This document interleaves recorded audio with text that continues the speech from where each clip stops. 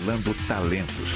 Entre o jornalismo analítico, investigativo, de opinião, de prestação de serviço, ficamos com tudo. Equilíbrio e precisão ao reportar os fatos. Cobertura esportiva balanceada entre o de boa e o debate. Cobertura jornalística que só pende para um lado, o seu. Sente o peso. No comparativo, a Bandeirantes desequilibra. Você está ouvindo a Rádio Bandeirantes de Campinas, ZYK 569, transmitindo em 1170 kHz. Bandeirantes Campinas. Na minha opinião, a reforma do Congresso se preocupa muito. Agora, na Rádio Bandeirantes, Bastidores do Poder. 10 horas da manhã desta quinta-feira, dia 24 de junho de 2021, está no ar o Bastidores do Poder. Eu sou Marcos Andrade, sigo com você até às 11h30 da manhã e comigo está Zezé de Lima. Oi, Zezé, tudo bem? Olá, Marcão, bem-vindo, tudo bem com você? Tudo certinho, vamos que vamos? Embora! Vamos lá. O Bastidores do Poder, que é uma produção do Departamento de Jornalismo da Band, mas com produção e apresentação de Marcos Andrade, Zezé de Lima e Rose Guglielminetti, que hoje está ausente. E nós temos na mesa de som o Leandro Renato e na central técnica o Gil Kleber. Lembrando que você pode nos acompanhar também nas redes sociais. Estamos no YouTube, no Facebook, procure a Rádio Bandeirantes de Campinas. Siga, aperte lá no YouTube o sininho para receber as notificações e ficar sempre bem informado e bem informada. A gente começa... Nossa, o dia tá quente, né? Amanhã tá quente. A gente teve... uma ressaca, na verdade, né? De ontem, do que aconteceu ontem, que o dia foi muito movimentado, né, Zezé? Para começar, tem a questão da compra da Covaxin, que agora gera aí, né, uma suspensão, né, uma suspeita, melhor dizendo, em relação ao governo federal, a compra, né, dessa vacina, que foi realmente... tem algo estranho, porque o governo federal ele rejeitou a vacina da Pfizer, rejeitou a Coronavac, rejeitou uma série de vacinas lá no final do ano, foi atrás da Covaxin, da vacina indiana. E não foi atrás do governo indiano, né, para tentar ali diretamente com a farmacêutica conseguir isso, não. Passou por um intermediário e é isso o que está acontecendo. E tem deputado federal, é Luiz Miranda, né, Zezé? Só para ver se não esqueci. Exatamente. Na verdade, vamos colocar o nome dele correto. É Luiz Miranda, ele é chamado, mas é Luiz Cláudio Miranda, do DEM, lá do Distrito Federal. E aí, o irmão dele é Luiz também, mas Luiz Ricardo Miranda. Tá? Tá certo. Então são os dois. E aí, o irmão, né, desse deputado, Luiz Ricardo Miranda, ele é funcionário do Ministério da Saúde e fez a denúncia ao presidente Jair Bolsonaro. O segundo irmão dele, Luiz Cláudio Miranda, que é deputado, os dois foram ao Palácio do Planalto conversar com o presidente Jair Bolsonaro e fazer esse alerta de que havia alguma coisa esquisita nessa compra dessas vacinas. O valor também é uma questão que foi muito alta, né, o valor da vacina. Tem uma história aí de que foi 1000% a mais do que o valor, só que ainda eu vi hoje um relato de uma cientista também, falando que não era bem assim. Ela até mostrou que a vacina da Covaxin, né, a venda para outros países, era de 15 euros mesmo. Então, assim, não estaria tão super valorizado assim. Só que se você pega uma lista com as outras vacinas, né, que foram ofertadas ao Brasil, era mais cara. Então, assim, por que o governo federal teve essa predileção por essa vacina indiana, Zezé? Bom, assim, gente, a situação, o que você tem agora com o caldo entornado? O caldo entornou por causa desse deputado, esse Luiz Miranda, né, por ele ter dito que conversou com o presidente da República. Ele envolveu o presidente da República nesse caso que poderia ser só o quê? Só um caso de corrupção ou de suspeita de corrupção que seria investigado, né? Deveria ser investigado, e pronto. Quando vem o presidente da República no jogo, aí que toda a história muda de figura, porque o cara é o chefe do executivo, né? O que diz esse Luiz Miranda?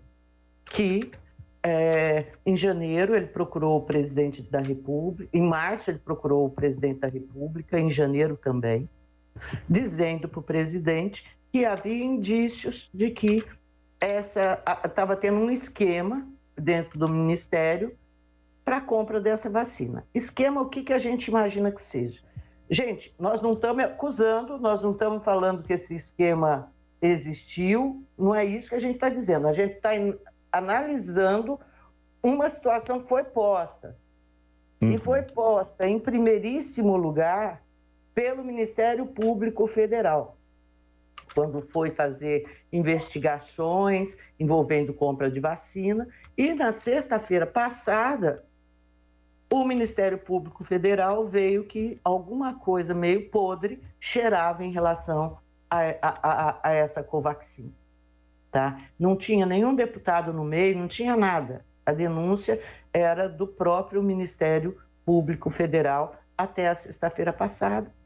E aí, anteontem e ontem mais intensamente, esse deputado entra no jogo dizendo: sim, é verdade isso, porque eu próprio, que sou bolsonarista, que tenho contato direto com o presidente da República, tenho um irmão no Ministério da Saúde que trata de questões de importação de medicamentos, de tudo, e esse meu irmão me alertou de que estava havendo alguma coisa muito estranha em relação ao Covaxin. Eu catei os documentos e fui junto com ele falar com o presidente da República sobre essa coisa fedida que estava lá dentro do Ministério. Meu irmão já havia tentado falar com outras pessoas dentro do Ministério e ele chegou a ser demitido por causa dessas suspeitas que ele estava levantando a respeito da compra dessa vacina. Então ele foi lá falar com o Bolsonaro para pedir o emprego do irmão de volta e para alertar o presidente sobre esse esquema que ele acreditava que estaria acontecendo e que, para ele, o presidente seria contrário. O presidente o recebeu a documentação que ele levou e disse que iria enviar aquilo ali para a Polícia Federal investigar, porque estava vendo já né, que aquilo ali tinha indício de rolo mesmo. Só que, apesar do presidente ter dito isso, apesar do presidente ter pego essas informações, o presidente da República não se sabe o que ele fez com essa informação. Se ele passou para a Polícia Federal investigar, ou se ele, inclusive, falou para a Polícia Federal parar de investigar. Como é que nós vamos saber? Né? O fato é que havia uma investigação do Ministério Público Federal, sim, e o Ministério Público Federal trabalha com a Polícia Federal, então, muito provavelmente, tinha alguma investigação em andamento. Porque por que o Ministério Público ia fazer essa afirmação na sexta-feira? Falando sobre ter encontrado indícios fortes de que havia rolo com esse contrato. Por quê? E aí vem esse deputado em seguida falar: tem mesmo, porque eu, inclusive, alertei o presidente da República, levei documentos junto com meu irmão foi readmitido, porque o presidente, aí eu imagino, né, achou que ele foi injustiçado, porque foi demitido porque estava ali sendo um estorvo para quem queria, para corrupto dentro do Ministério. É isso que eu entendo.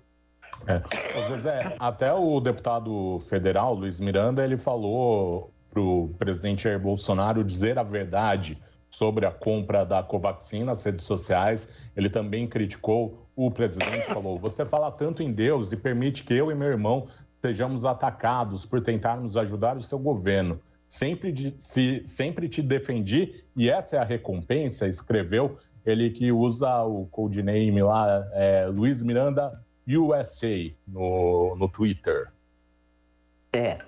Uma das coisas que a gente está ouvindo hoje, de bolsonaristas, aliás, não hoje, mas desde ontem a coisa vem tomando corpo, mas quem que é esse cara? É um cara que já respondeu a um monte de processos. Vocês estão ouvindo, dando ouvido a esse cara?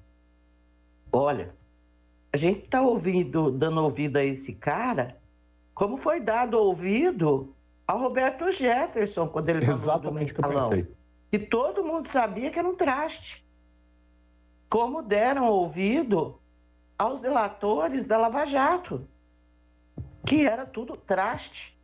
Né? Porque geralmente para você implodir um sistema desse de corrupção, isso daí vem de dentro. É de dentro que a coisa é o furúnculo, assim, nasce e vai tomando corpo. Então, se ele foi processado, ninguém está dizendo, ninguém está auferindo aqui um certificado de idoneidade por estar ouvindo o cara, mas está dizendo assim, escuta, tem que investigar. É fundamental que se investigue. Por que compraram essa Covaxin? Por que compraram? Dentre todas, é a mais cara e a que se conhece menos.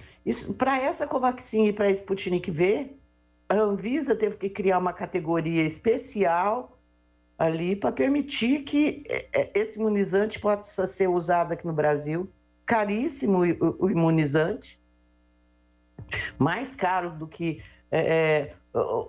os outros da AstraZeneca, Coronavac, e acho que da própria Pfizer, que é a queridinha do povo brasileiro, né? Então, porque a Anvisa disse que as doses podem ser compradas e aplicadas em 1% da população brasileira. Por quê? Porque o que tem essa vacina de ruim que ela não pode estar nos postos como estão? E sendo assim, por que ela custa tão caro? Por que ela é mais cara que todas essas outras que estão aí vacinando praticamente todos os brasileiros? São muitas respostas que têm que ser dadas. Sabe por que essa tal dessa precisa, dessa empresa, por que ela está no meio de intermediária, sendo que todas as outras compras foram feitas do Ministério diretamente com a empresa, com a farmacêutica? Por que essa precisou de intermediário? Porque o pagamento que teria, né, que quando fosse feito, olha, porque eu estou falando pagamento porque vieram 2 invoices para que fossem pagos, 2 invoices de 45 milhões, que não foram pagos ainda, mas que serão pagos se a vacina vier, tá? Porque está no nome de uma outra empresa lá de Singapura, que não é nem o laboratório e nem a Precisa. Você entende? Pode não ser nada, pode ter explicação razoável para tudo, mas o que o Onyx Lorenzoni ontem explicou não respondeu a nenhuma das questões mais sérias. Ele ficou acusando esse Luiz Miranda, tentando virar o jogo e botar o cara uma postura intimidadora, né? E sabe, não respondeu as perguntas que eu tenho. Agora, se eu for um promotor, eu vou ter muito mais perguntas. Aliás, a investigação do Ministério Público começou por causa do atraso no envio da entrega das doses. Não chegou nenhuma dose até hoje e era para ter chegado 20 dias depois do contrato ter sido assinado, né? O que já faz aí uns 2 meses. E não chegou nenhuma até hoje.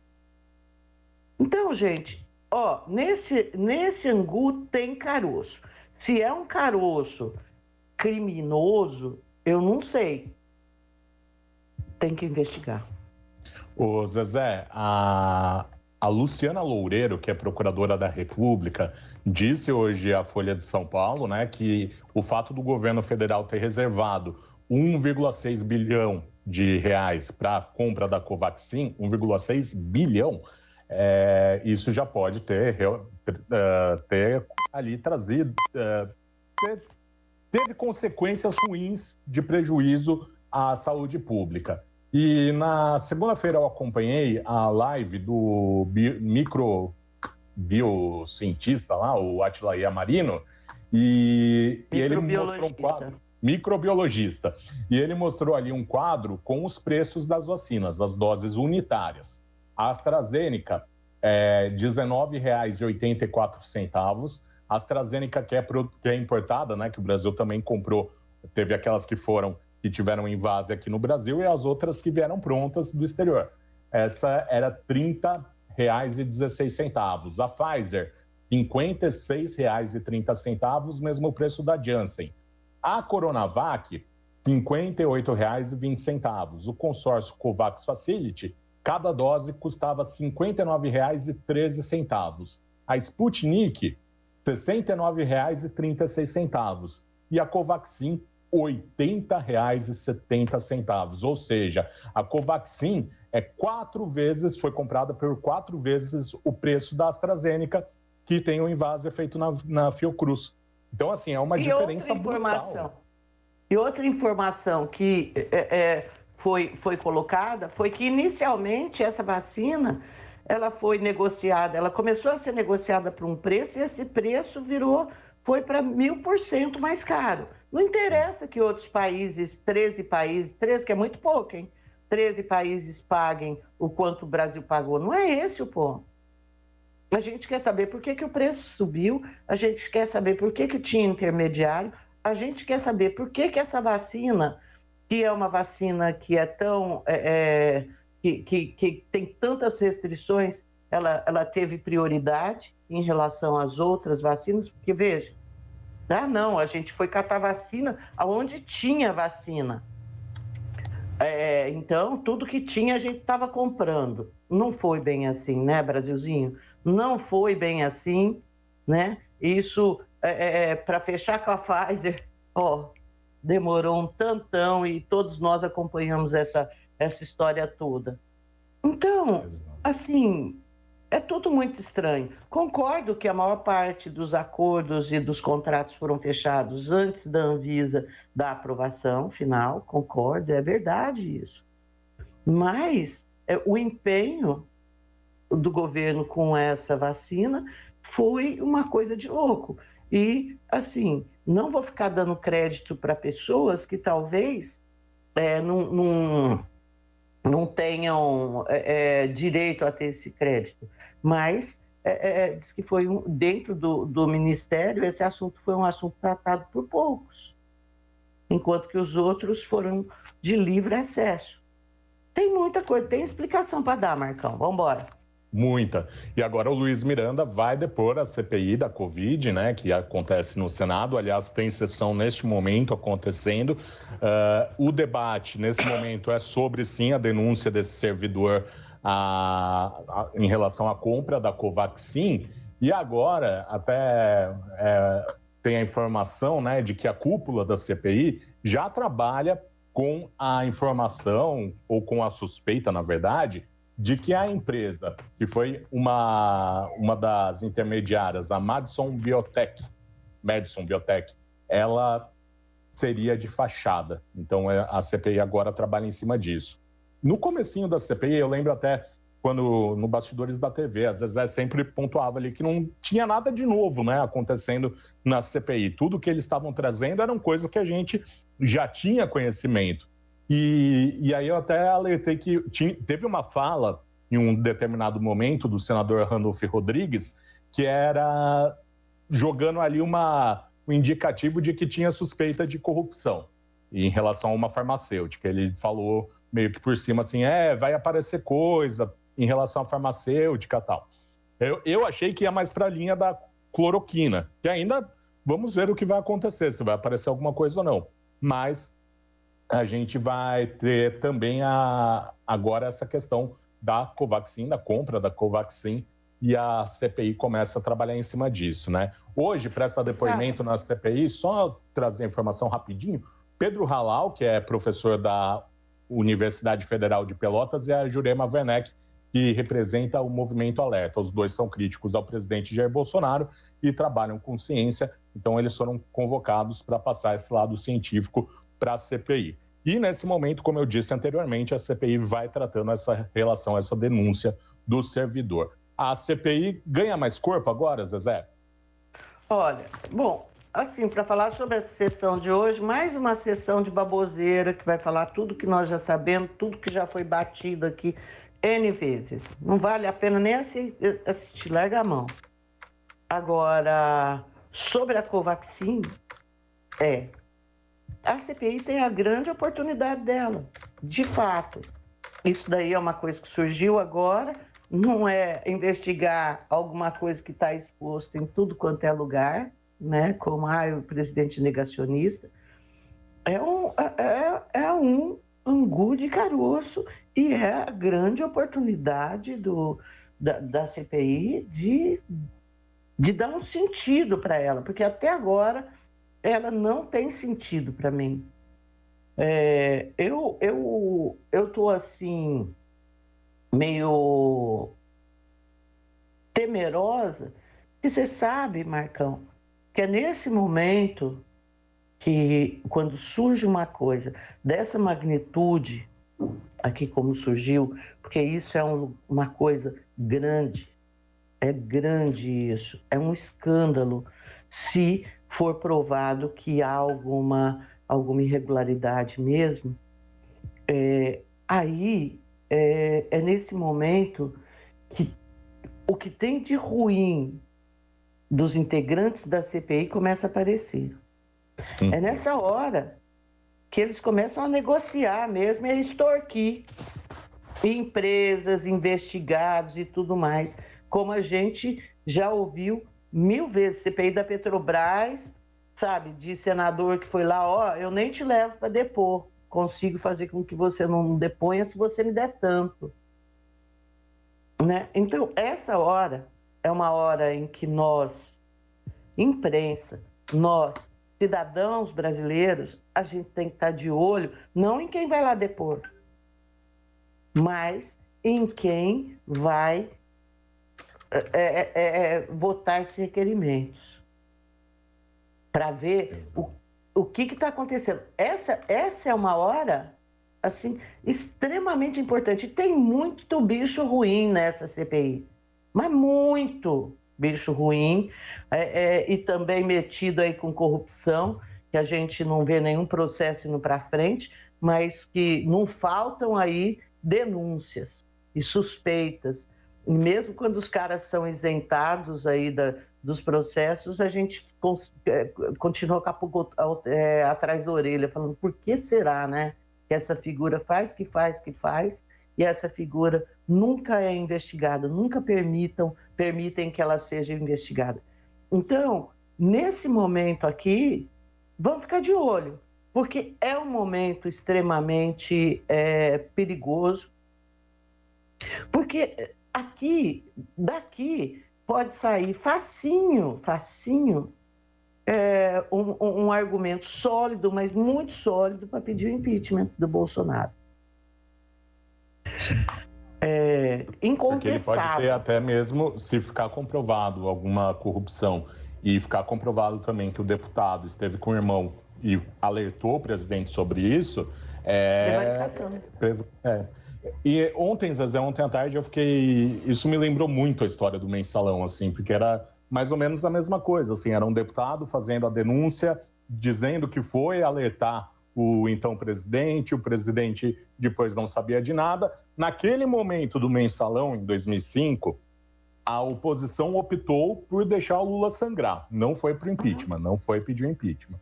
Agora, vamos ver o que vai acontecer, né? Quais vão ser as novidades que vão aparecer no decorrer das investigações, não só da CPI, como do Ministério Público também, e aguardar. E de olho para ver quem vai querer extorquir quem. Porque isso é super real em se tratando de CPI, em se tratando de senador, de deputado, do que for. Quando teve a CPI do narcotráfico, né? Que a CPI veio aqui em Campinas em 99, ficou aqui no fórum, prendeu, acho que ele prendeu, não sei se foi o Zine ou o Negrão, alguma coisa, prendeu gente aqui. E eu sei que depois vieram as informações com fotos, assim, nunca deu para provar, mas de empresário tendo pagado assim, milhões para deputado, para ser excluído de relatório e tudo mais. Então, é uma coisa, é um momento assim, Marcão, muito sério. Agora são 10 horas e 25 minutos. Você participa do Bastidores do Poder, manda sua mensagem para a gente pelo WhatsApp 971021493, 971021493. Por enquanto, dê preferência às mensagens de texto, tá bom? Não mande mensagem de áudio por enquanto. A gente está tentando ali colocar seus áudios, mas por enquanto vamos de texto mesmo, tá bom? 10h25 a gente vai para o intervalo e volta já, não saia daí. Bastidores do Poder, na Rádio Bandeirantes. Ótica Fábrica dos Óculos. Armações de marca própria, só R$ 49,00. Qualidade e bom preço é na Fábrica dos Óculos. Conheça a nova loja na Avenida Doutor Campos Sales, 786, no centro de Campinas. E mais 17 lojas na região. Siga no Instagram e Facebook, @fabrica.óculos. Fábrica dos Óculos. Só vende barato quem fabrica. Algumas escolas vão começar a retomar as aulas presenciais. Por isso, o governo federal, por meio do Ministério da Educação, preparou um guia de orientações para retorno seguro às aulas nas escolas de educação básica. Secretários, diretores, professores, pais e responsáveis, baixem o guia em gov.br/MEC e ajudem a dar mais segurança aos estudantes. Ministério da Educação, Governo Federal, Pátria Amada Brasil. Não importa se o tema é leve, polêmico, divertido ou incrível. O que realmente importa é que você seja sempre o primeiro a saber. Bandmulti.com. Todo o conteúdo do Grupo Bandeirantes em um só clique. Notícias atualizadas de 4 grandes regiões do estado, a qualquer hora. Entretenimento, esporte, utilidade pública. A informação que você precisa. Acesse bandmulti.com. Saiba sempre mais. Todos os domingos, a partir das 7 horas da manhã, a Rádio Bandeirantes transmite a Santa Missa direto da Paróquia Santa Rita de Cássia, situada na Avenida Jesuíno Marcondes Machado, 670, na Nova Campinas. Participe das celebrações ou acompanhe pelo rádio. Trânsito. Sem dificuldades pela Campinas Montemor, motorista já encontra boas condições nos dois sentidos. São boas as condições no Trevo da Bosch também. Lix da Cunha, motorista não encontra dificuldades. Detran Digital, o canal que te ensina como resolver os serviços de forma online, rápida e fácil. Acesse Detran, Governo do Estado de São Paulo. Trabalho e respeito por você. Agora, notícias da hora com Juliana Caetano. Com as notícias locais, nacionais e internacionais, direto da redação da Rádio Bandeirantes. Os Estados Unidos doaram para o Brasil um lote de 3 milhões de doses da vacina Janssen contra a Covid-19. O carregamento chega amanhã, sexta-feira, no aeroporto de Viracopos, em Campinas. Segundo informou o Ministério da Saúde, no início da noite de ontem, o Brasil aplicou 90 milhões de doses de vacina contra a Covid-19, com 65 milhões de adultos imunizados com a primeira dose. Segundo a pasta, o número representa 40% do público-alvo, composto por diversas faixas etárias acima de 18 anos. Com a chegada de mais ingredientes farmacêuticos ativos para a produção de imunizante da AstraZeneca e Coronavac, a expectativa do Ministério é que todos os brasileiros acima de 18 anos tenham sido imunizados com a primeira dose de alguma das vacinas ofertadas pelo SUS até setembro. Você ouviu Notícias da Hora, aqui na Rádio Bandeirantes.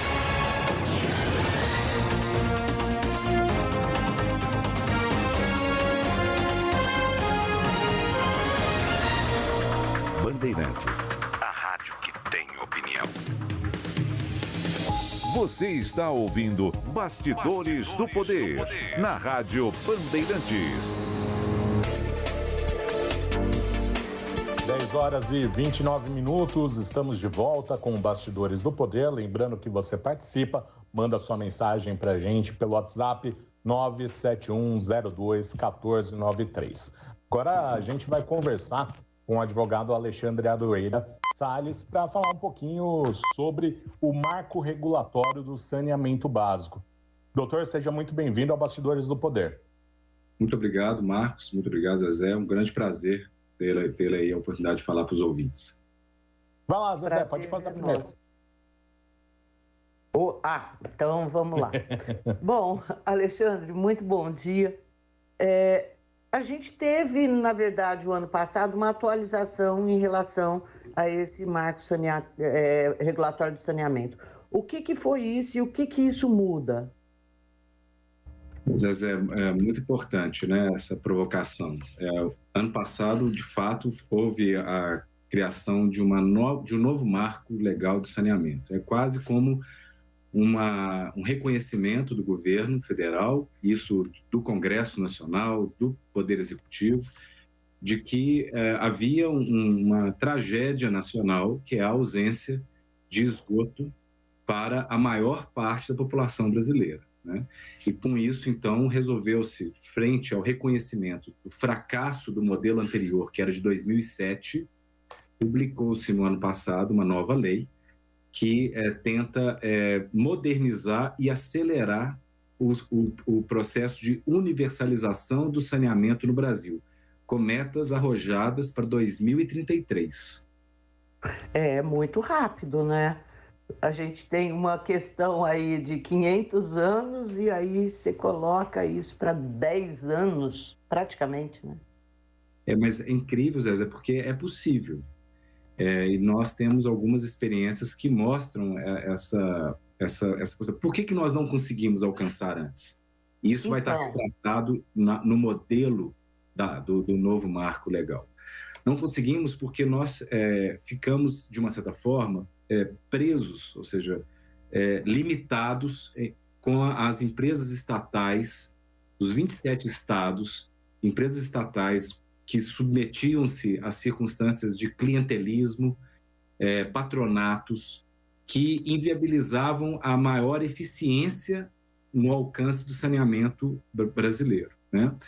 E esse novo marco, ele tenta, então, romper essa lógica e estabelecer para as empresas estatais ou as empresas privadas que já receberam a concessão de realização de saneamento, que elas têm metas a serem cumpridas e, caso rapidamente não demonstrem essa capacidade, elas terão que ser desestatizadas e perderão a possibilidade de renovarem os seus contratos, né, mesmo que contratos públicos, de manutenção de prestação de um serviço que acaba não alcançando a sociedade. Olha que coisa incrível, né? Eu acho que o ouvinte vai gostar de saber isso. Em Campinas, nós temos uma situação ótima. O estado de São Paulo é um dos estados mais bem preparado e com melhor qualidade de saneamento. Quase que mais de 90% da população do estado de São Paulo tem saneamento. Mas na região norte, eu tenho um dado aqui muito interessante, apenas 5,9% da população da região norte recebe saneamento, né?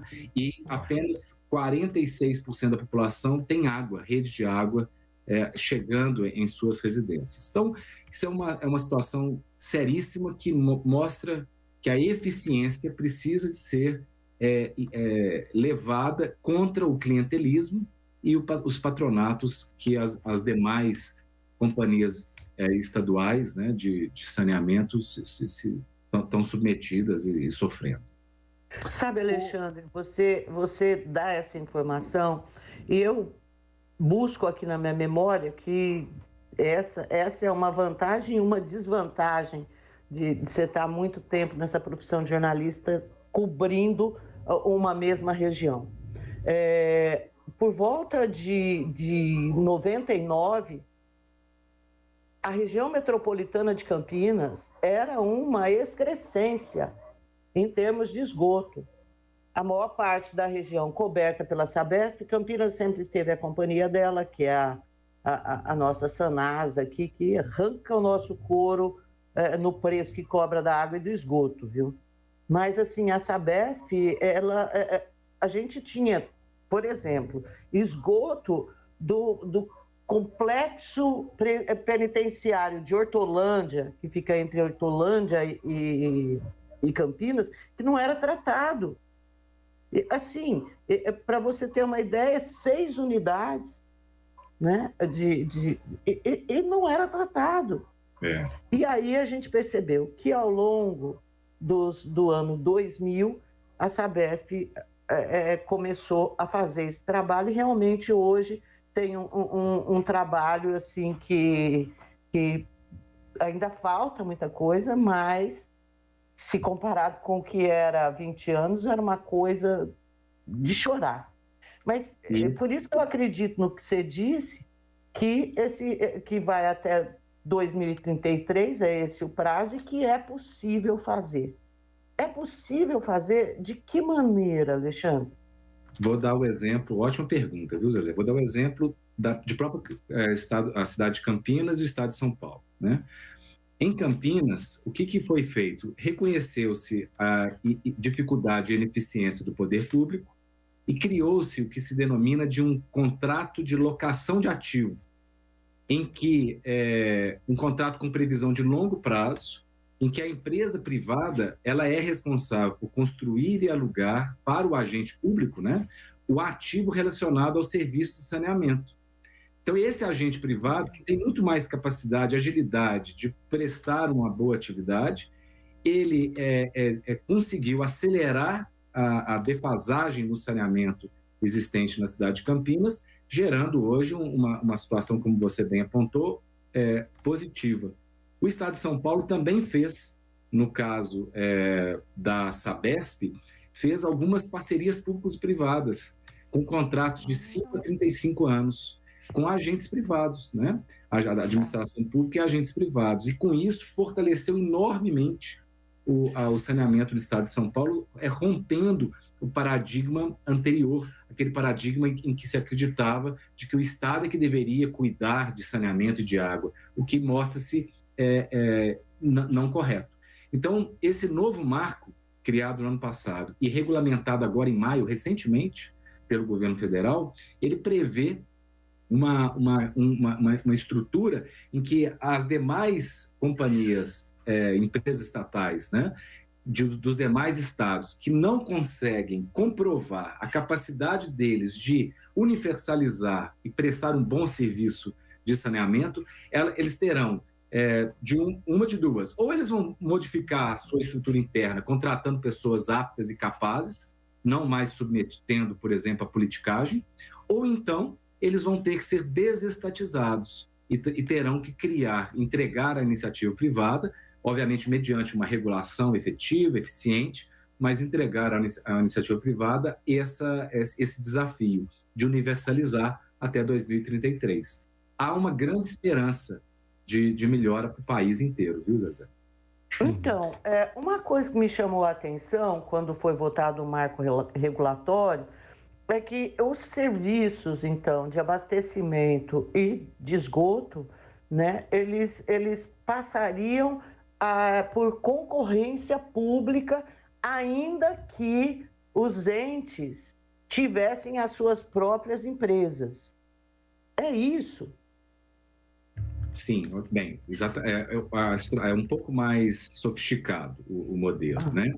O modelo ele pressupõe o seguinte: as empresas públicas que hoje, seja em municípios ou nos estados, que prestam esse serviço de saneamento com ineficiência, não tendo conseguido até então a universalização, elas terão um prazo para demonstrar que elas têm a capacidade econômico-financeira de atender a meta de 2033. Se elas não conseguirem demonstrar no próximo ano que conseguem alcançar essas metas, então elas serão obrigadas a fazer um processo de privatização, vamos dizer assim. Terão, então, que vão perder a condição de deter o monopólio, porque, na verdade, em alguns estados, essas companhias estaduais têm um monopólio da não prestação de serviço de saneamento. Né? É verdade, então, cara. É um absurdo. Então, e como são, como eu lhes disse, muitas vezes são apaniguados de interesses políticos, então há uma corporações que tentam proteger a sua posição, né? E com essa nova lei, elas não terão condições de fazê-lo. Elas serão obrigadas a ou melhorar internamente com muita velocidade a sua gestão, ou então elas serão desestatizadas e passarão a iniciativa privada, para que aí sim a iniciativa privada consiga alcançar essas metas, o que tem se mostrado possível, né? Factível. Quem vai fazer essa avaliação, Alexandre, sobre a capacidade financeira dessas empresas? Muito boa pergunta. Existe toda uma estrutura de que, de algumas organizações que farão, então terão que contratar auditores que farão essa avaliação e depois isso tudo passará pela Agência Nacional de Águas. A Agência Nacional de Águas é a última instância, porque hoje recebeu, e isso é muito positivo, centralizar a regulação nacional do saneamento na Agência Nacional de Águas, que tem conseguido desenvolver nos últimos anos um bom trabalho buscando as melhores práticas regulatórias para o saneamento brasileiro, né? Então, é toda uma estrutura. Começam com auditores, depois isso acaba terminando numa avaliação pela agência, pelos técnicos, né, qualificados da Agência Nacional de Águas. Pô, que bacana, não, é legal isso daí. Vai lá, Marcão, senão só eu falo. Doutor, o marco regulatório, ele traz alguma coisa em relação às tarifas? Porque é uma das questões que a gente tem também muito debate em cima, principalmente em relação à tarifa da água, né, que para muita gente é cara a água, aqui em Campinas principalmente. Como que o marco regulatório trata esse assunto? Excelente pergunta, viu, Marcos? Porque, de fato, essa é uma preocupação de todos nós, cidadãos. Existe a necessidade, por isso que não existe um modelo único para todos os estados e todos os municípios. Cada região vai ter que avaliar a capacidade que ela tem de viabilizar com maior ou menor intensidade a delegação do saneamento à iniciativa privada, a partir do quê? Da capacidade de exploração desse modelo e autofinanciamento do saneamento. Então, só para tentar facilitar de forma didática. Pode ser que algumas regiões seja extremamente lucrativo prestar saneamento, tanto água quanto esgoto, tratamento de esgoto. Se isso for lucrativo, há uma tendência para aquela região de que as tarifas tenham um custo menor, né? E pode ser que o agente privado, ou até mesmo a companhia estadual, consiga autogerir e prestando com qualidade aquele serviço com tarifas módicas. Contudo, pode ser que em algumas outras regiões o custo de operação e a capacidade de arrecadação via tarifa do saneamento e de água é tão complexo e caro que não seja possível alocar tudo isso na tarifa. Então, a lei ela estabelece a possibilidade que para essa região, né, em que o custo é maior, haver uma compensação, quase como se o poder público, o Estado, ou aquele conjunto de municípios, ou o próprio município, ele vai arcar com uma parte do custo da prestação daquele serviço de saneamento, fazendo com que a tarifa seja suportável para a sociedade. E a lei, ela chama a participação, junto, inclusive dentro da própria Agência Nacional de Águas, da sociedade civil. Então, nós temos que nos organizar para controlar melhor, né, essas políticas que vão ter que ser desenvolvidas em cada uma das diferentes e completamente ecléticas regiões, cidades desse enorme país que nós vivemos. Sabe, eu ouvindo isso, eu imagino assim que a tarifa de serviços públicos sempre foi usado também para poder comprar voto, né? Essa história de você não cobrar o preço real, nós temos aí exemplos no governo federal, em municípios, e temos exemplos nos estados, e que depois esse preço que não foi cobrado, ele é jogado lá para frente, e aí vem uma conta de luz como essa que nós estamos tendo agora, né, gente? Vamos esquecer disso. Então, mas assim, realmente tem que ser justo o negócio.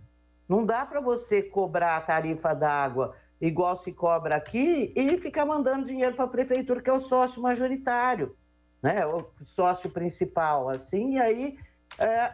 essa NASA pagou 80 milhões de dividendos para a prefeitura. Pô, que brincadeira é essa?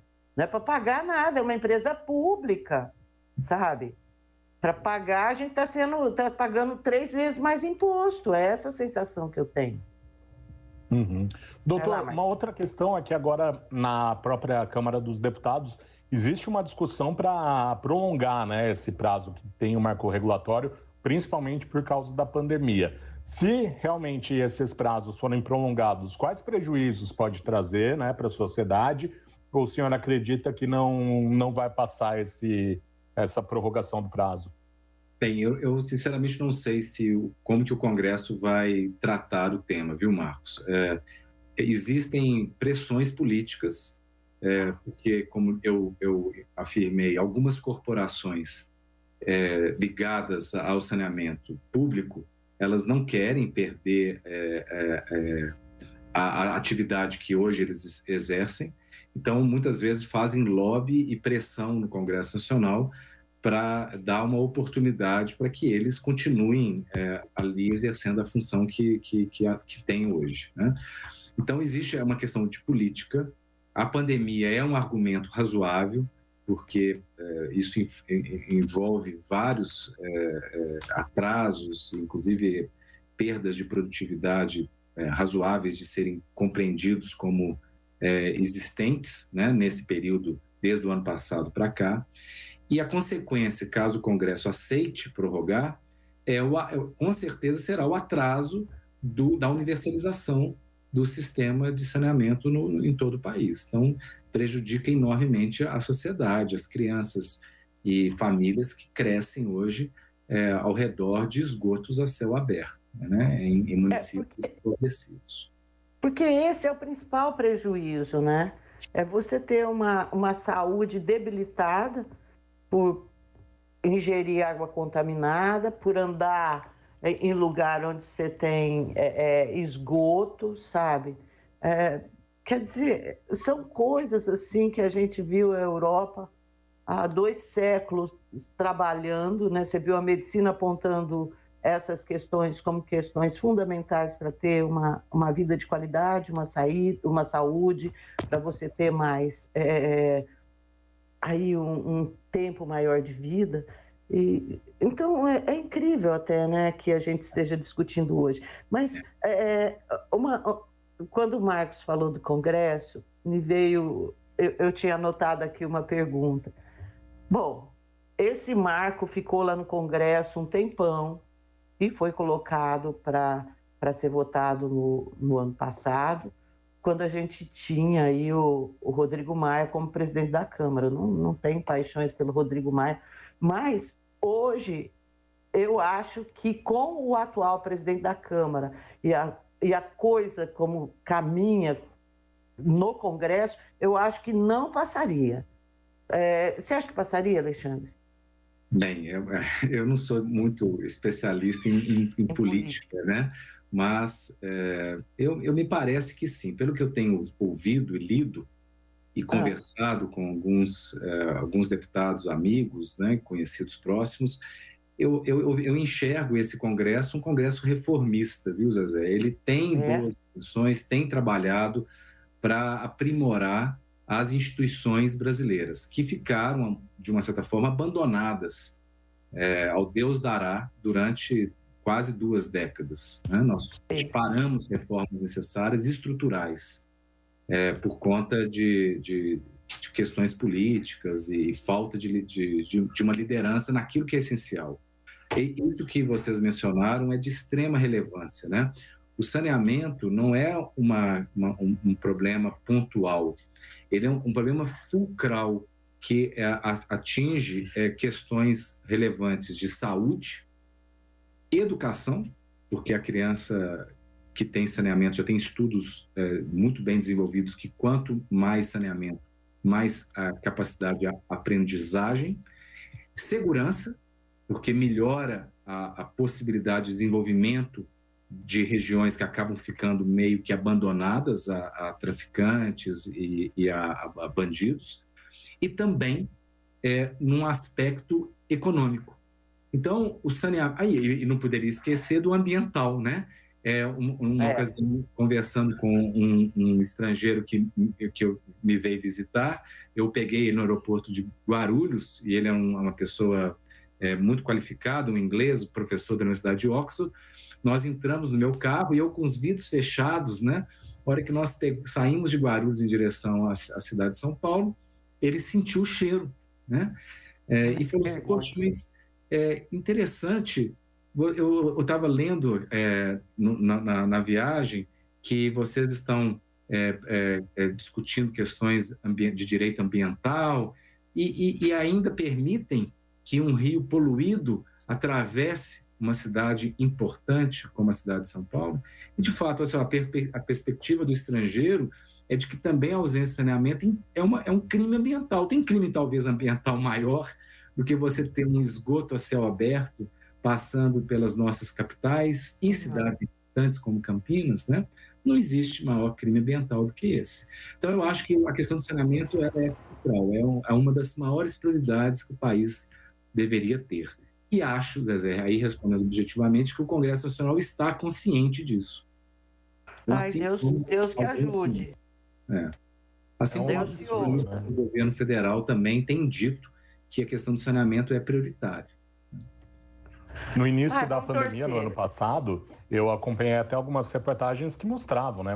Falava-se tanto em lavar as mãos, mas tinha muita gente que não tinha água encanada em casa, né? É um absurdo em 2021 a gente pensar num país do tamanho do Brasil ter o tanto de gente que não tem água encanada e nem o esgoto, né?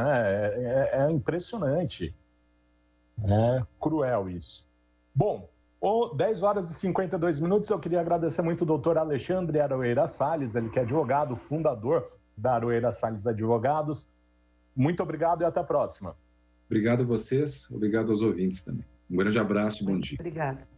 E agora a gente vai para o intervalo, enquanto isso você vai mandando sua mensagem para o nosso 97102-1493, 97102-1493, não saia daí. Bastidores do Poder, na Rádio Bandeirantes. Sabia que o Detran agora é digital? É Detran Digital e já tem vários serviços que podem ser feitos direto do seu celular, sem fila, sem aglomeração, sem trânsito. É só baixar o aplicativo do Poupa Tempo e começar a resolver tudo por lá. Tá achando que vai ser complicado? Eu te ajudo. Entra no canal detrandigital.sp.gov.br e assiste os vídeos que eu explico tintim por tintim. Vai por mim, vai pro Detran Digital. Detran. Governo de São Paulo. Trabalho e respeito por você. Está querendo mudar as cores em sua casa? Fazer um efeito diferenciado em uma de suas paredes? A Tamandaré Tintas vai te ajudar. Ela possui os melhores profissionais do ramo, capacitados para o bom atendimento, com o melhor preço e melhores condições de pagamento. Tamandaré Tintas está no mercado há mais de 25 anos, junto com a marca Souvenir. Lojas em Indaiatuba, Elias Fausto, Salto e Vinhedo. Confira a unidade mais próxima, tamandaretintas.com.br. Siga nossas dicas, @tamandaré.tintas. Campeonato Brasileiro 2021 na Rádio Bandeirantes. Todos os jogos de Guarani e Ponte Preta com a melhor transmissão de futebol e a equipe esportiva de maior audiência do interior. Narração com emoção, comentários com credibilidade, um show de reportagens. Futebol é com a Rádio Bandeirantes. Apoio Rocha Autopeças. Há 28 anos oferecendo peças de qualidade com preços justos. Acesse rochaautopeças.com.br. Telha Norte. A Telha Norte tem tudo para você viver a sua casa. Acesse telhanorte.com.br e aproveite. Trânsito. A Aladino Selmi continua com boas condições, o motorista não perde tempo na Cônigo Antônio Rocato, Avenida Brasil apenas no semáforo e vai perdendo tempo. Quer saber mais sobre Fiat Cronos? Cronospedia, Fiat Cronos com central multimídia, porta-malas de 525 litros. No trânsito, sua responsabilidade salva vidas. Agora, News Drops com Henrique do Vale, direto de Nova York. E os especialistas agora dizem que a perigosa variante Delta pode causar um ressurgimento total do coronavírus aqui no país nos próximos meses. O modelo mais recente descobre que uma variante altamente contagiosa, mesmo associada a 75% dos americanos elegíveis sendo vacinados, pode resultar em mais de 3 mil mortes de Covid por semana em vários pontos durante o outono e também inverno. Um grande aumento em relação ao verão recente, baixos. E uma taxa de vacinação de 75% é um sonho mais distante agora. O país provavelmente ficará aquém da meta do presidente Joe Biden de uma taxa de vacinação parcial de 70% entre adultos até o dia 4 de julho. Estudantes universitários e trabalhadores em todo o país também estão começando a hesitar em relação aos requisitos de vacina estabelecidos por suas escolas e também empregadores. Apenas 10% da população mundial está totalmente vacinada contra o Covid, mostram novos dados. Aqui nos Estados Unidos, 2 grupos estão sendo atingidos de forma especialmente dura pelo vírus até agora, que são os negros e jovens americanos. Durante a pandemia, os negros foram desproporcionalmente afetados pela Covid, representando cerca de 12,5% da população, mas mais de 15% do total de mortes, de acordo com o CDC. A idade média das pessoas que morrem do vírus também mudou recentemente. Adultos com menos de 40 anos representaram cerca de 3% das mortes do Covid em maio, mais do que o dobro de sua proporção no total de mortes desde o início da pandemia. E senadores e funcionários da Casa Branca chegaram finalmente a um acordo bipartidário sobre um projeto de infraestrutura, de acordo com legisladores de ambos os lados. Esse é um avanço significativo em um dos maiores objetivos legislativos do presidente Biden, mas ainda há muita coisa a ser feita. Muitos republicanos ainda podem não apoiá-lo e alguns democratas progressistas ainda planejam apoiar uma versão bipartidária de um pacote de infraestrutura e, em seguida, usar processos parlamentares para aprovar um projeto de lei maior e mais caro, sem apoio bipartidário. O acordo atual vale cerca de 1 trilhão e 200 bilhões de dólares, com 579 bilhões de dólares em novos gastos. Você ouviu News Drops, aqui na Rádio Bandeirantes.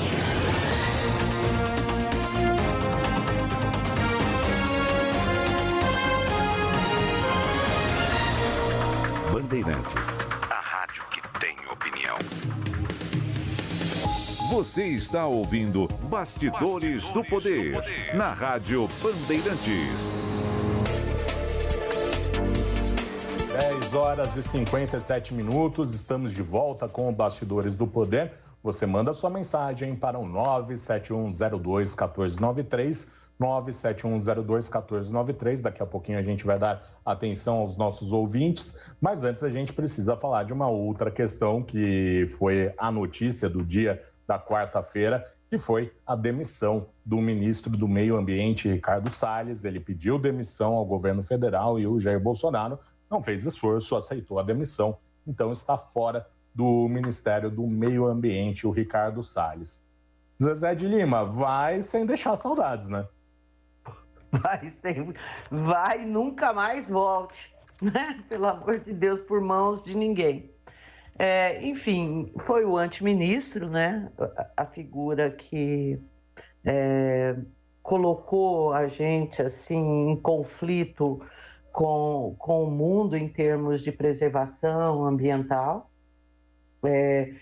Reconheço que há coisas na legislação ambiental que pode ser melhorada e que tem que ser melhorada, que às vezes é extremamente burocrático, mas nada na dimensão do que o Ricardo Salles fez, que levou a um aumento nas queimadas, a um aumento no desmatamento, né? Por quê? Porque o infrator, o criminoso, se sentiu respaldado por ele, pelo governo, E foi lá e falou, bom, esses daí são dos nossos, agora a gente pode. E fez o que veio à cabeça, né? Acho que a saída é mais simbólica, porque eu não acredito que a política ambiental vá mudar. Porque se tivesse uma CPI da questão ambiental, ele ia ser um pazuello. Foi o cara que fez, que cumpriu ordens e quem manda continua lá. É o presidente da República, né? E ele foi condecorado até, né? Com várias colocações do presidente, elogios à figura dele, por ser um bom cumpridor de ordens e tudo mais. Agora, o que chama atenção, havia, por parte do... Ele é um dos ministros, talvez seja o último dos moicanos aí da ala ideológica mais ferrenha do Bolsonaro, né? A gente já teve o Ernesto Araújo, que saiu, o Abraham Weintraub, que também saiu, enfim... E aí ficou o Salles como representante aí desse universo dos negacionistas e tudo mais. E o que me chama a atenção, assim, é o fato dele ter saído e de não ter havido, por parte do governo federal, nenhum gesto, assim, sabe? Uhum. Porque o governo se expôs bastante por ele já, né? Inclusive bancando a permanência dele na pasta quando o ministro do Supremo Tribunal Federal, o Alexandre de Moraes, começou a investigá-lo, mandou afastar um monte de gente ligado aos órgãos ambientais, mandou fazer busca na casa dele. Naquele momento, ele, sob suspeita de contrabando de madeira, né, tendo sido denunciado pelos Estados Unidos, porque foram os Estados Unidos que denunciaram a chegada de madeira não permitida lá, não licenciada, né?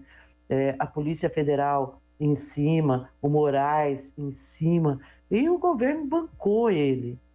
Embora isso seja uma coisa normal para esse governo, né? Esse governo, ele costuma demitir ou pedir para as pessoas saírem ou aceitar que as pessoas saiam quando tem um escândalo grande rolando, aí vai tudo no bolo. Mas o que penso é que talvez, isso daí já seja parte de um acordo do governo com o Congresso, com o Centrão, que vinha fazendo críticas ao Salles. O Salles não era uma pessoa benquista pelos militares, tinha problema com o Centrão, a mesma coisa o Ernesto Araújo. Então, agora que a situação aqui ficou feia, pode ser que o caldo entorne, pode ser que eu precise de vocês, eu entrego, tá aqui a cabeça do Ricardo Salles. Talvez tenha sido isso, porque... de fato, ele não fez nada diferente de tudo que ele já fez. Ou pode ser que vá rolar alguma coisa aí, daqui a pouco venha uma operação, uma informação que seja bombástica. Né? Ele está sendo investigado. Então, eu não sei, Marcão. Mas vai e não volte. E essa é uma das piores heranças que o ex-governador Geraldo Alckmin deixou para o Brasil, né? Porque o Ricardo Salles começou como secretário aqui no estado de São Paulo. E o novo ministro do meio... do Alckmin. E o novo ministro do Meio Ambiente é o Joaquim Álvaro Pereira Leite. Ele atuou por mais de 23 anos como conselheiro da Sociedade Rural Brasileira e foi nomeado, né, no lugar do Ricardo Salles. Ele estava desde setembro do ano passado no comando da Secretaria da Amazônia e Serviços Ambientais. Então, é o novo ministro do Meio Ambiente, Joaquim Álvaro Pereira Leite. Agora são 11h04, vamos falar um pouquinho do Supremo Tribunal Federal. O pleno do STF ontem julgou, né, a suspeição de Moro, no caso do triplex do Guarujá, e aí, por 7 votos a 4, teve a manutenção do que já tinha sido decidido na segunda turma, né, Zezé? Era um resultado já mais do que esperado também, né?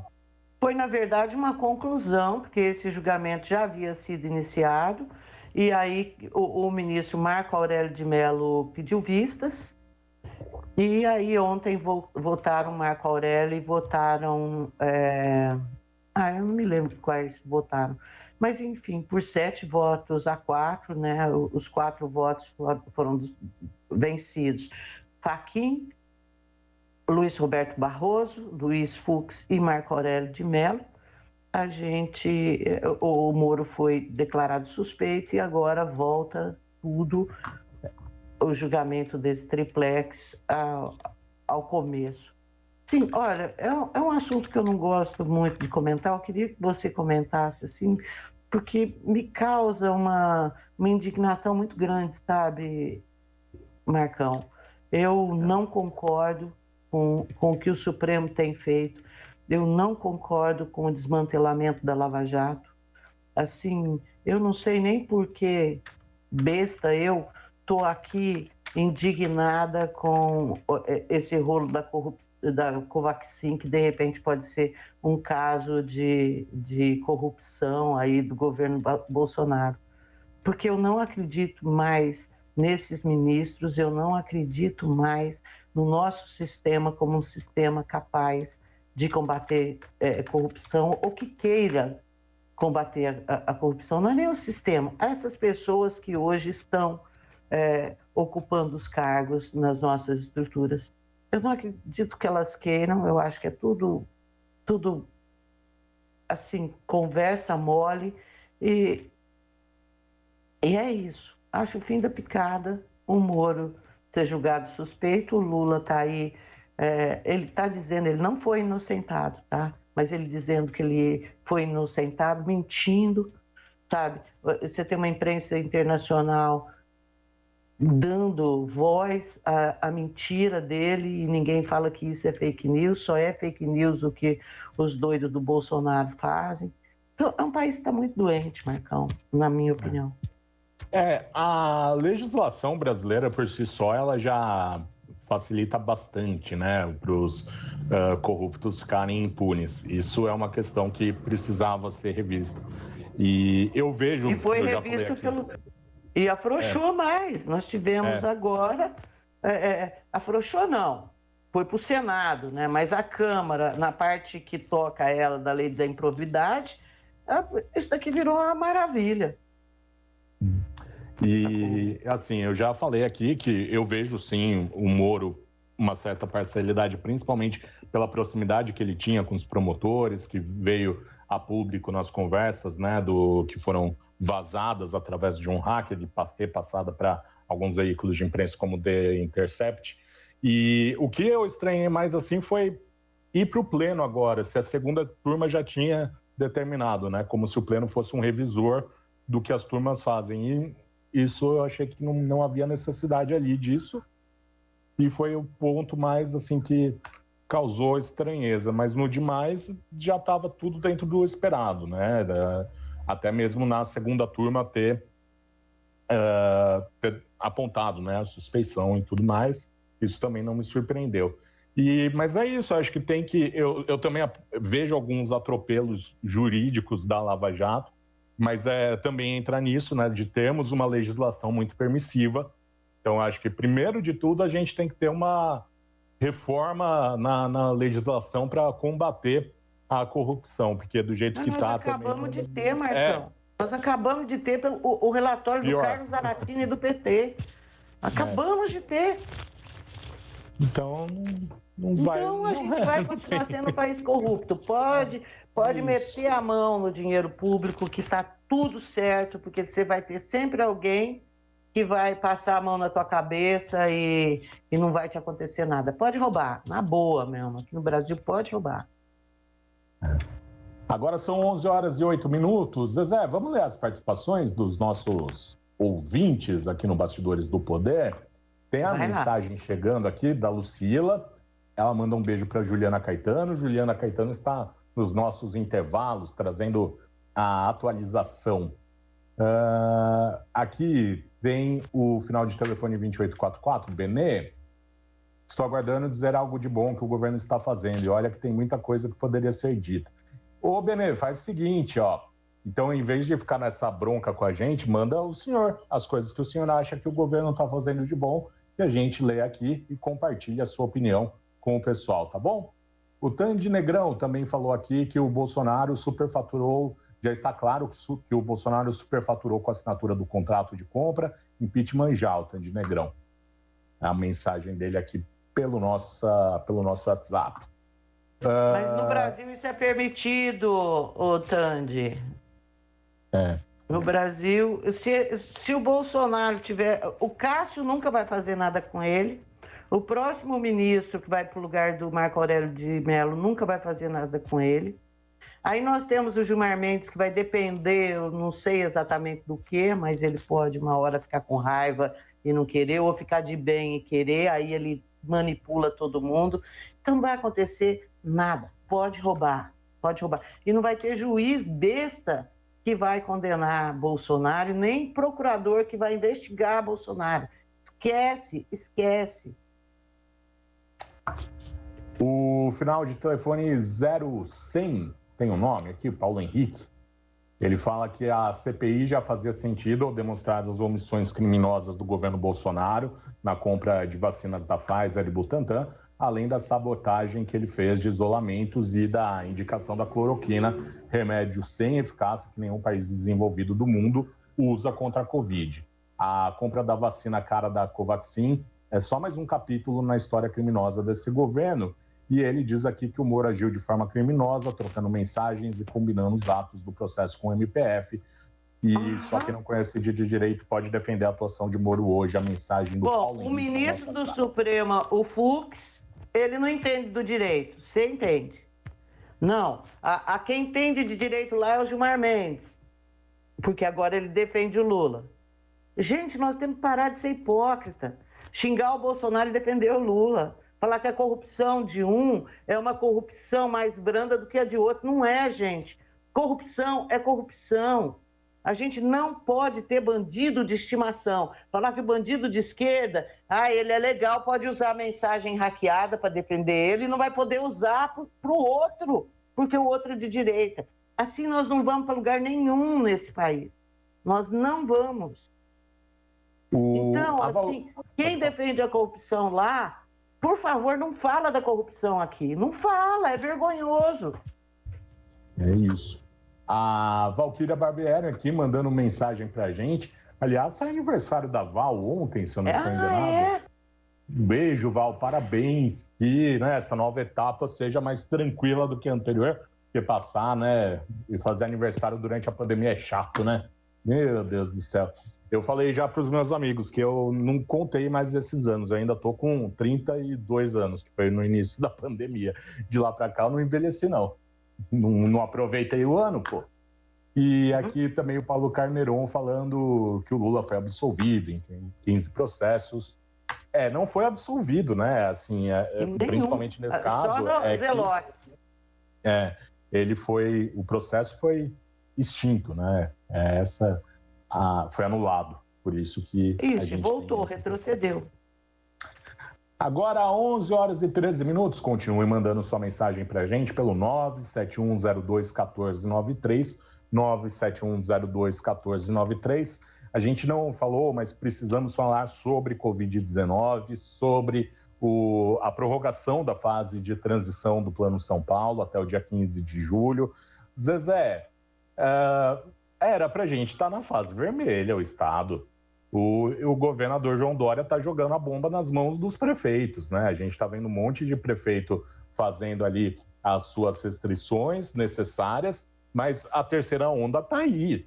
E até eu estava vendo nessa mesma live do Átila Yamarino que eu vi na segunda-feira, que a questão também, a gente não está com um número tão alto de mortes, aqueles que a gente tinha lá em abril, 4.000 mortos, né? Aquele absurdo tão grande, porque os mais velhos estão imunizados. Então a gente tirou ali uma fatia de mortes, né? De pessoas que poderiam morrer, mas entre os mais jovens está bem preocupante a situação e inclusive pelo risco da contaminação mesmo, porque novos casos estão batendo recordes, né? A gente está com muitos casos aparecendo. Ontem, por exemplo, em Sorocaba, na verdade, anteontem, teve quase 1.000 casos confirmados em 24 horas. E aqui em Campinas não é diferente, a gente também tem um monte de casos.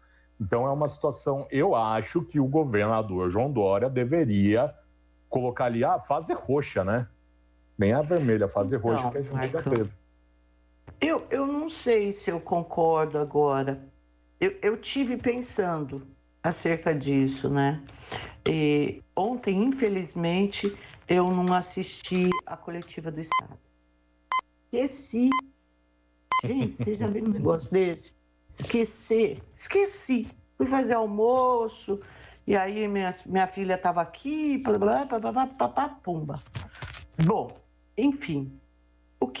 Mas o que eu depreendi de tudo que eu li depois é o seguinte: você tem as taxas de ocupação de leitos variando entre as regiões do estado.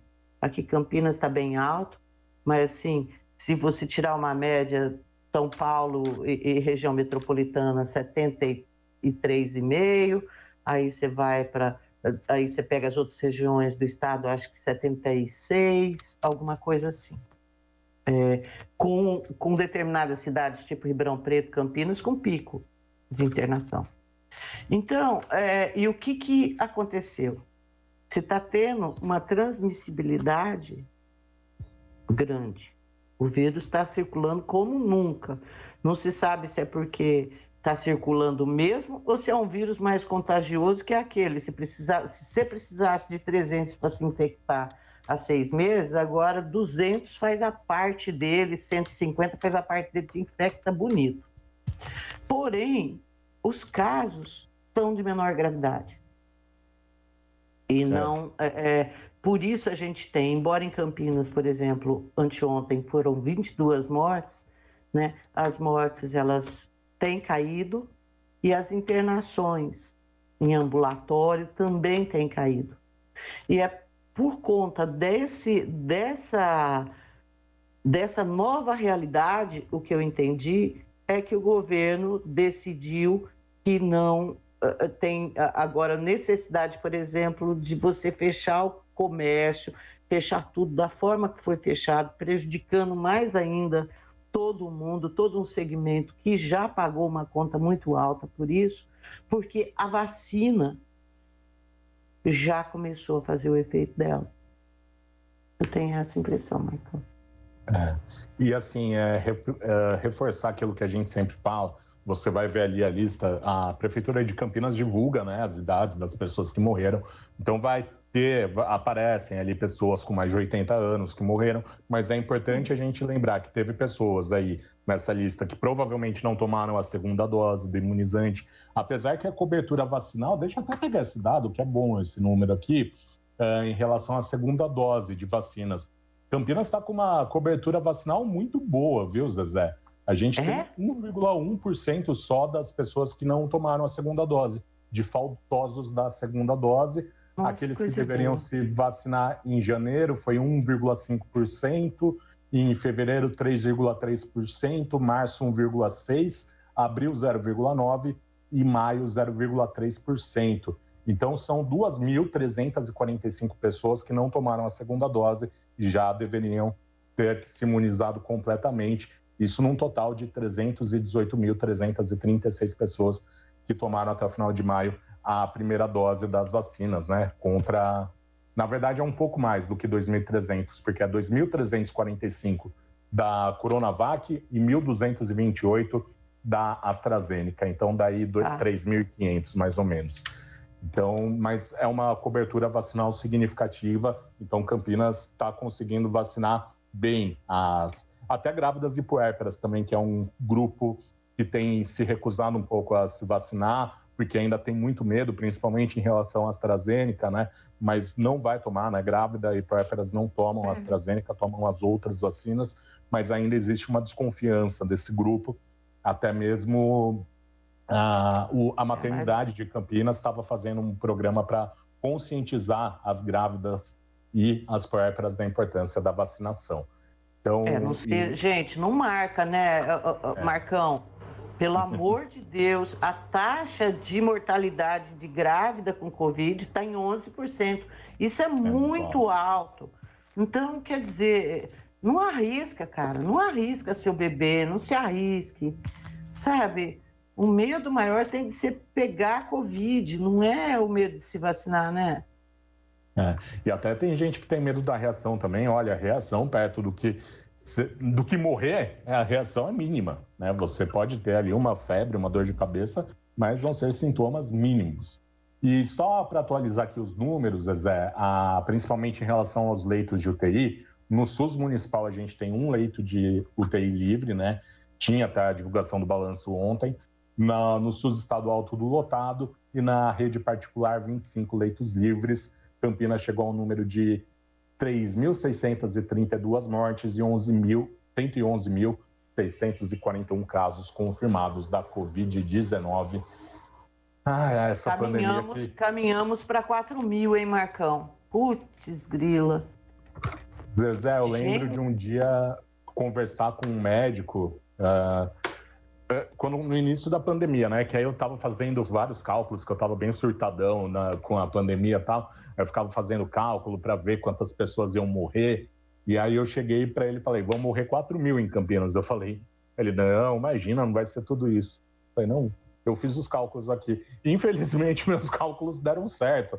Foi um chute, evidentemente, né? Porque eu não tinha tanta embasamento científico para fazer esse cálculo. O doutor tinha muito mais embasamento para não concordar com o que eu disse, mas infelizmente a gente vai chegar a esse número de 4.000 pessoas mortas em Campinas pela Covid-19, né?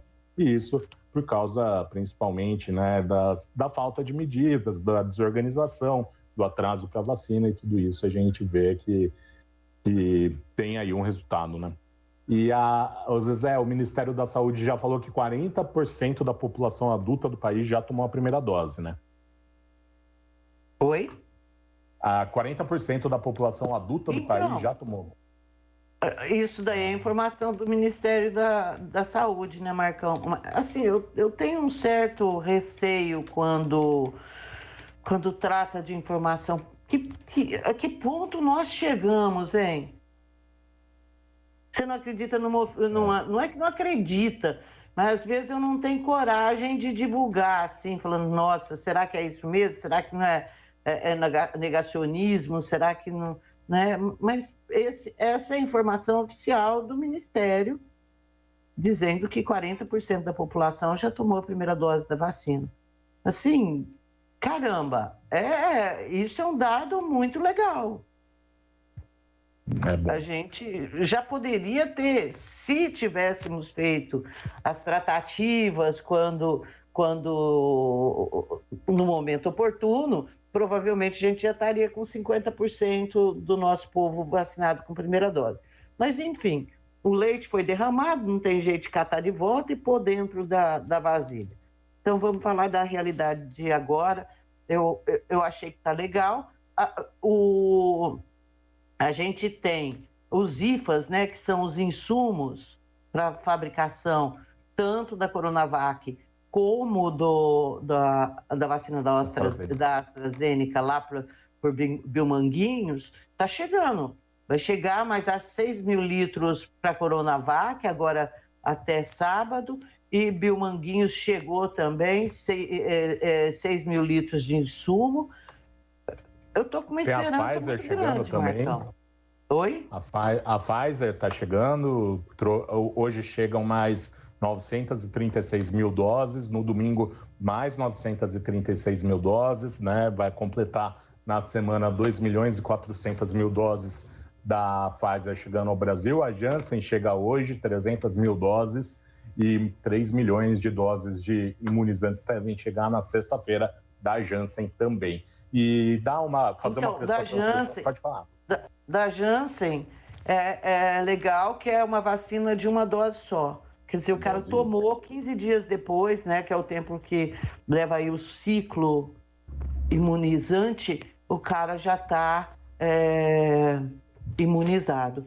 Agora, o Marcão, nós temos que falar que esse negócio, eu não sei como é que está aqui em Campinas, eu ia perguntar para a Rose, mas São Paulo, o povo está recusando vacina. Eles chegam, que vacina que está aplicando hoje? É tal vacina? Não quero, dão as costas e vão embora. Sim, isso está acontecendo bastante. Eu vou até entrar em contato também, com a Secretaria de Saúde para saber... Olha, Zezé, eu não vi muitos relatos sobre isso, não. Quando eu fui tomar a vacina, eu conversei com a enfermeira que me aplicou a vacina e ela disse que tinha...